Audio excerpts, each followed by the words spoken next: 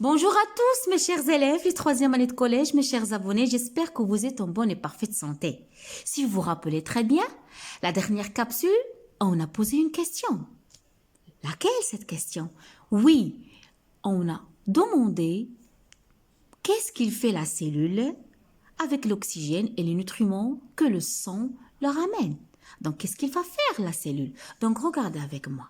Donc, le sang arrivant au niveau de la cellule, il va ramener le dioxygène, il va ramener des nutriments, il va ramener des acides aminés, de l'eau, des vitamines, glycérol, tout ça, ce sont des nutriments et de glucose. Mais le nutriment nécessaire que la cellule va utiliser, surtout dans cette partie-là que je vais expliquer, c'est le glucose. Donc, la cellule, il va prendre ce glucose avec l'oxygène qu'on a inspiré à travers le processus de la respiration. Il va dégrader, c'est-à-dire à l'intérieur de la cellule, il va y avoir une réaction d'oxydation, une réaction de dégradation. On va dégrader la molécule de glucose. Pourquoi, vous allez me dire? Parce que à l'intérieur de cette molécule de glucose, il y a quoi? Il y a de l'énergie. هناك طاقة مخزنة، هناك طاقة كامنة داخل جزيئة الجلوكوز. يجب تحرير هذه الطاقة. Il faut libérer cette énergie parce que sans énergie, la cellule ne peut faire rien. L'énergie joue un rôle très important pour le fonctionnement de nos organes. Donc, l'oxydation de l'oxygène avec le glucose, ça va libérer de l'énergie que la cellule va utiliser. Ça va libérer aussi le dioxyde de carbone, le CO2 et l'eau. Et de cette manière, on a trouvé la réponse. Si vous vous rappelez très bien, pendant la problématique, on a dit quel est le devenir de l'oxygène? On vient de voir qu'est-ce qui va se passer. Et on a posé la question, ce petit carbone qui se trouve au niveau du dioxyde de carbone, d'où il vient? Est-ce que maintenant vous pouvez me trouver la réponse d'où il vient? Oui, il vient du glucose. Donc l'origine du carbone, c'est le glucose. Donc si je veux dire la respiration au niveau de la cellule, c'est une réaction, regardez, chimique. Je vais vous lire ça. Donc, les cellules fabriquent de l'énergie. La réaction chimique entre les nutriments, à titre d'exemple, le glucose et le dioxygène libère de l'énergie. Ça, c'est une réaction d'oxydation, c'est la réaction de la respiration. Une partie de cette énergie, donc l'énergie libérée, une partie juste min هذه الطاقة, elle est utilisée directement par les cellules pour leur fonctionnement. لكي تقوم الخلية بأداء واجباتها الوظيفية، الأعمال التي تقوم بها الخلية. L'autre partie أو الأدوار التي تقوم بها الخلية. L'autre partie elle est transformée en chaleur. ما تبقى من الطاقة يتحول إلى حرارة. Cette réaction, il libère aussi du CO2 et d'autres déchets. Donc, comme conclusion, les cellules, elles puisent les nutriments et le dioxygène dans le sang et rejettent leurs déchets. Donc, retenez mes chers élèves que la respiration cellulaire, c'est une réaction d'oxydation de glucose avec l'oxygène. Pourquoi? Pour libérer de l'énergie, pour produire de l'énergie. Comme vous voyez là, quel organe que que vous voyez sur le schéma, c'est quoi? C'est un muscle. Adalat. Donc voilà le sang qui entre au niveau d'organes. Qu'est-ce qu'il ramène? Comme vous voyez, il ramène de nutriments et ramène de l'oxygène. Parmi ces nutriments, dont le muscle a besoin, c'est le glucose. Regardez bien, c'est le glucose. Plus l'oxygène, il va y avoir une réaction chimique, une réaction d'oxydation qui va libérer quoi? Qui va libérer des déchets, qui va libérer du CO2 et aussi de l'énergie. Une partie de l'énergie sera utilisée pour le fonctionnement du muscle, surtout lorsqu'on fait du sport, et une partie de l'énergie sera dégagée sous forme de chaleur. Et le CO2 et les autres déchets, ils vont quitter le muscle par le sang, sortant du muscle, direction où? Direction les poumons. Autre chose que j'insiste, mes chers élèves, à mettre ça dans votre tête, c'est que quel est le devenir des nutriments? On vient de voir le devenir de glycose. Il sera dégradé pour libérer l'énergie qui est accumulée à l'intérieur.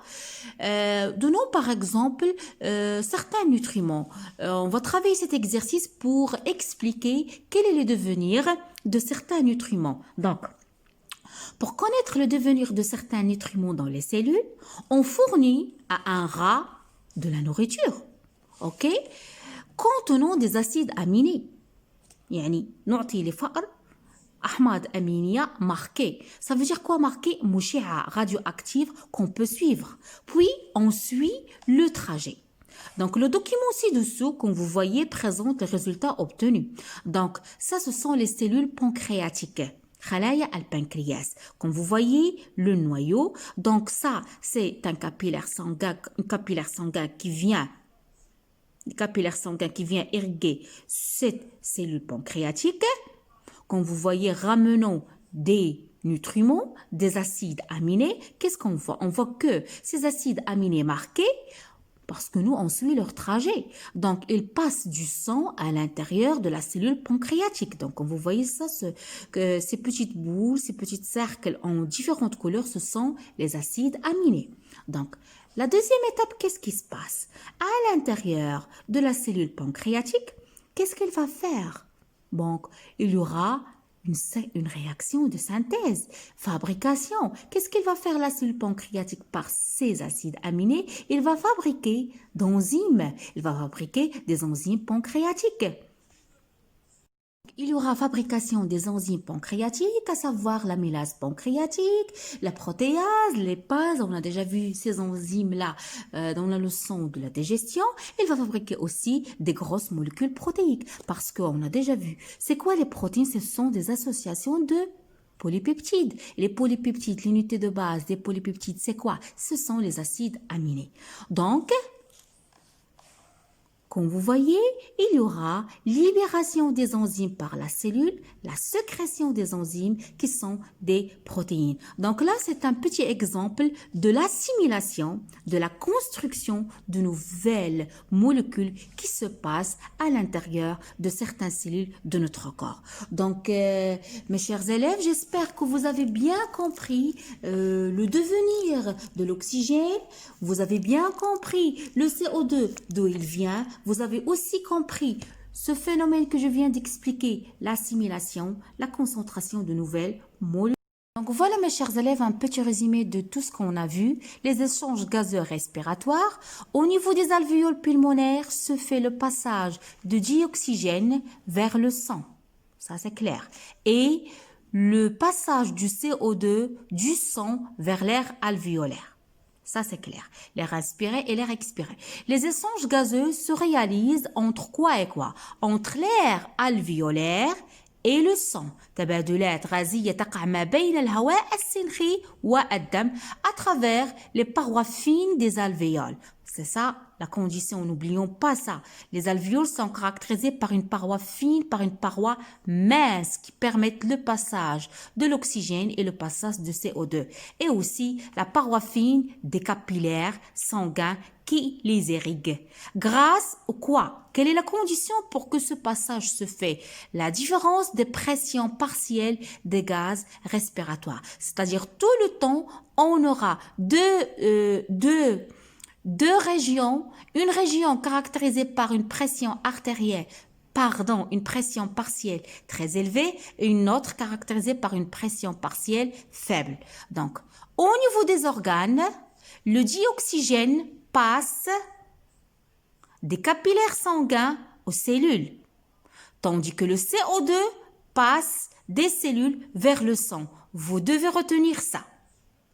Ceci se fait grâce aux différences de pression partielle des gaz respiratoires. C'est la respiration cellulaire qui permet à la cellule de régénérer l'énergie à partir du glucose. Ça, c'est clair. Donc ça, c'est un petit schéma qu'on a déjà vu. Donc les artérioles, les vénules, ça c'est le sac alvéolaire. Ça, c'est l'alvéole. Comme vous voyez, il est irrigué par des capillaires sanguins. Voilà un autre alvéole en coupe. C'est bon?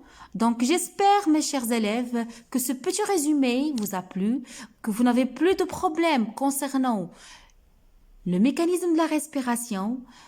Tout est clair pour vous. Donc, je vous donne rendez-vous à la prochaine capsule. Abonnez-vous à ma chaîne, laissez-moi des commentaires. Je vous adore. À bientôt.